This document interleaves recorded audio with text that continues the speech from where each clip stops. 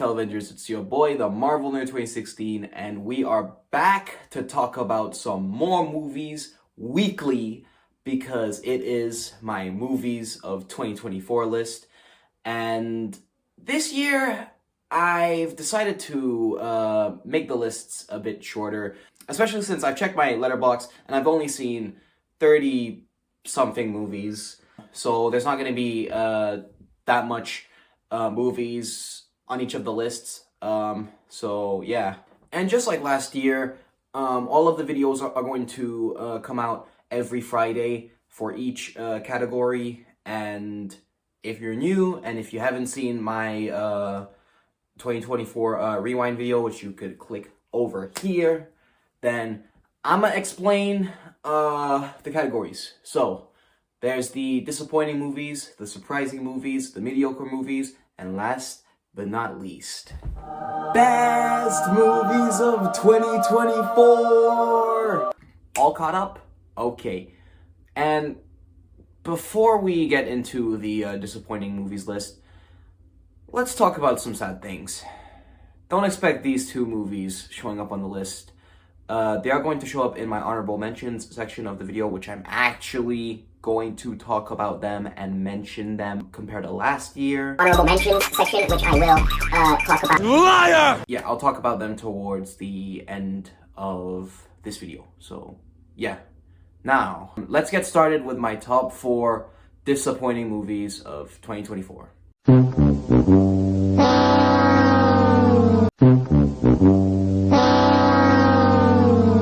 Coming up on number 4, we got the Sandy Cheeks movie, Saving the Bikini Bottom, or whatever the hell this movie is called. And if I could put this movie into one word, all which I'm going to say was that it was awful. Absolutely awful. And the reason why I put this on the disappointing movies list was because I remember I was just scrolling through Netflix, and then I saw the Sandy Cheeks movie, and I just thought to myself, you know what? Why not go and see it, especially since it was leaked on YouTube. So let's see what the buzz is about. And I watched it, and it was terrible. The animation was awful. I'm not sure if they were trying to do the 3D animation in Sponge on the Run, or it was animated by a completely different studio, but it looked awful. Like, look at this.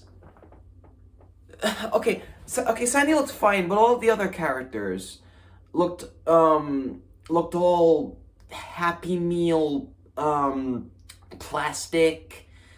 And not only that, but the villain was stupid. All of the live action actors looked like if they wanted to die. And Jesus Christ. There's literally a scene where SpongeBob gets duplicated, and then there's these mini SpongeBobs, and it's horrifying to watch. Like, how the hell is this made for kids? Bruh, honestly, if Steven Hillenburg was still alive, and just seeing how Nickelodeon has been fucking up SpongeBob like this, and all the other, like, SpongeBob spin-off series, bruh, he would have been mad. Honestly, I bet Steven Hillenburg is already looking down on SpongeBob and Nickelodeon, and just seeing how they're fucking up his creation, going like,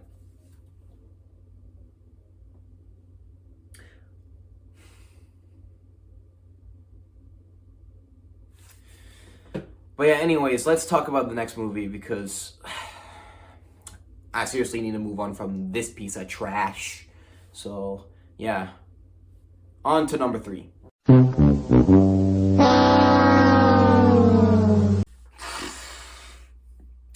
This one's kind of a painful one. Coming up on number 3, we got Ghostbusters Frozen Empire.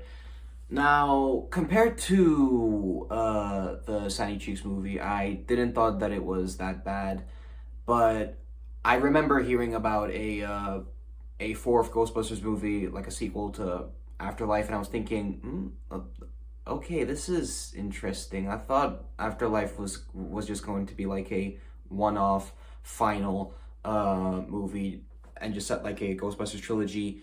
But no, we got a fourth movie. So I didn't catch this one in cinemas because Dune Part 2 and everything. So I waited until October to have a Ghostbusters marathon. So I rented it, I watched it, and then I thought to myself, well, okay, that was but it could have been a bit better though, because I don't know why, but in this movie we have Phoebe being friends with like this ghost girl or whatever, and then I don't know, like I can hardly remember a single thing which even happened in Ghostbusters Afterlife, because to me the movie felt very forgettable. It wasn't as good as Afterlife or the other movies. And not just that, but most of the OG members, like Egon, or not Egon, because he's dead, but everybody else, they all felt very very shallow, and they're like, oh, I'm old, I'm too old for this bullshit, I'm too old for this bullshit. And to be honest, I think Bill Murray and everyone else, I think the only reason why they signed up for Afterlife was just to get that paycheck, and that's it. So yeah, overall, this is definitely a very weak Ghostbusters movie. I didn't think that it was that good. It could have been a bit better, especially because, bruh, the whole Frozen part of the movie, where it's like this god or whatever, and meanwhile we have this guy who apparently has the I can't remember what it was, but it was some kind of ice MacGuffin, and as soon as you touch it, your hands and everything turns into ice. And I was just thinking, oh, okay, this could have been interesting, but I don't know why you would have the main focal point as, oh, this guy owns a very special and powerful artifact, and he was just trying to sell it, and then chaos ensues, and yeah, and to be honest, I don't think this was a necessary Ghostbusters movie. Like, maybe it could have been a bit better.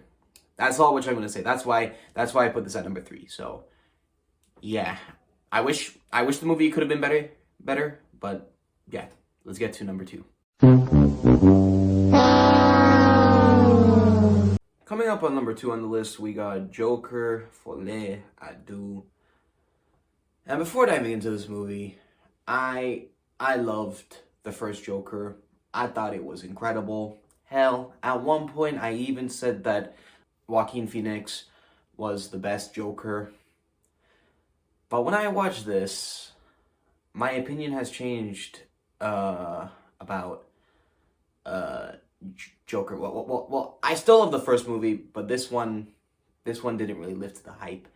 Especially since not only we got Lady Gaga playing as Harley Quinn, which, guess what? She was barely even in the movie. She barely had any screen time. And most of the movie takes place in Arkham, either in Arkham or a courtroom. And then out of nowhere, there were these musical numbers, which I didn't mind. Some of the songs were actually okay, but I don't feel like it was necessary. And also, this is a spoiler warning, but I don't think anyone is going to see this, especially because of how much kick in the nuts this movie has gotten. But that ending where they legit kill off Arthur and the guy freaking carves a Heath Ledger smile on his face with a knife. I honestly thought to myself, why would you end the movie like this? What was the point? What was the point? Seriously. If that was the case, what was the point of this? What was the point? And also, this movie completely clickbaited everyone, thinking that we're going to have like a similar transition for Harley, where she turns into or where she turns from Lee into Harley Quinn, but we don't even see that. And plus, there's even a deleted song where Harley was gonna have like her own song in the movie and everything. And thinking about it, why? Like, this movie could have had potential. And hell, not only Joker 2 wasn't even test screened, because Todd Phillips was like, we're not gonna test screen this because this is cinema. Yes, and it will do $1 billion, just like my previous movie, because everyone loved the first Joker. So who knows? Maybe I might even get an Oscar for this. Psych!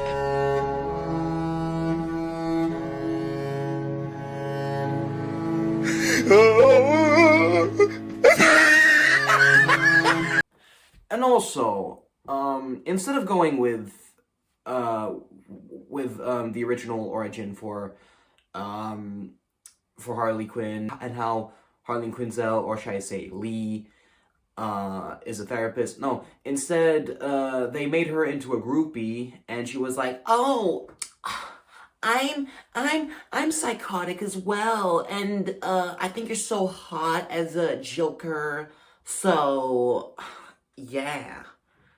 And I think the romance between Harley and Joker, or should I say Lee and Arthur, was completely rushed, and it was just there to be like, oh, hey, look, it's another version of Joker and Harley. Wow. Todd Phillips, we all had faith in you, man. We all had faith in you. But yeah, but I don't think that the movie was that bad, or I didn't thought to myself, oh my god, this was the worst movie of 2024. Cause personally, I thought that Joker 2 was just eh. So yeah. But yeah, though, I did kind of enjoy the movie here and there. But just like what I said with Ghostbusters Frozen Empire, this could have been better. So, yeah. On to my number one most disappointing movie of 2024. And this one made me even more disappointed compared to Joker 2. So, yeah, let's go. Whoa, wait. So, before we get to number one, let's quickly talk about my honorable mentions. So, kicking off my honorable mentions, we got Lord of the Rings, War of the Rohirrim, and personally, I thought the movie was decent. Didn't thought it was too bad. The story was kind of basic. There wasn't that much Lord of the Rings stuff in it. Well, there were like a few references here and there, but overall it was okay. Next, Paddington in Peru. Why the hell did they recast the mother? And how there's even like a scene where it was meant to be emotional, and it was paying homage to the first Paddington movie. But I think it would have been a lot more emotional if the original actress was in the movie. But overall, I had a good time with Paddington in Peru, and yeah. Okay, now to the number one spot. And last but least, we got Bob Marley, One Love, or One Love Bob Marley, or whatever the hell it's called. Before diving into the movie, all the trailers made this film look very promising, and at first I thought Bob Marley One Love was going to lean into how Bob Marley was trying to spread like a positive message in Jamaica due to all the I don't know, crimes or wars or whatever the hell was going on. But when I went in to watch the movie,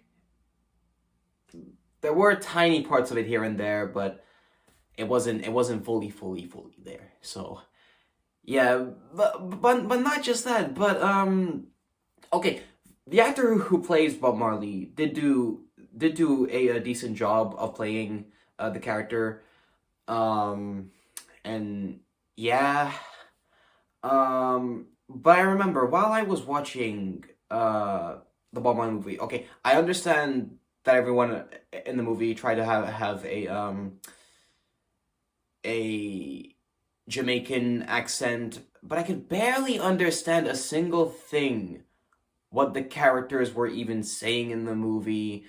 But not just that, but for some reason, instead of going chronological with Bob Marley's story, instead, for some reason, it was showing just random parts of his life, like when Bob Marley was a kid, and then how Bob Marley got into fame as an adult. And then I was just thinking to myself, bruh, why don't y'all just have that at the beginning instead of just sprinkling it all on random parts of the movie? Like, for Christ's sake, this isn't We Live in Time, which I'm gonna talk about in my next list. Not surprising. You'll see. And hell, as someone who isn't familiar with Bob Marley's story, I didn't even feel like I was educated that much compared to movies like Bohemian Rhapsody, Elvis, and that recent Back to Black movie, which came out this year, and that's also going to show up in another list. So yeah. But yeah, just coming out of this, I really wish that the movie could have been better. Hell, instead of being 1 hour and 30-ish minutes, this movie could have been like 2, compared to most of these biopic films. So yeah, that wraps up my disappointing movies list of 2024. And I know that that with most of the movies which I mentioned, I didn't give them any ratings, but if you guys want to see my ratings, then you could go check my letterbox, and you know what, I'll just pop them up on the screen for each movie. So yeah, thank you guys for watching my disappointing movies list, and I'll see you guys next week for my surprising movies of 2024 list. And this time we got a top 10, baby. Let's go. So yeah, make sure to like and subscribe, and go follow my Instagram and my letterboxd, and I'll see you guys next week.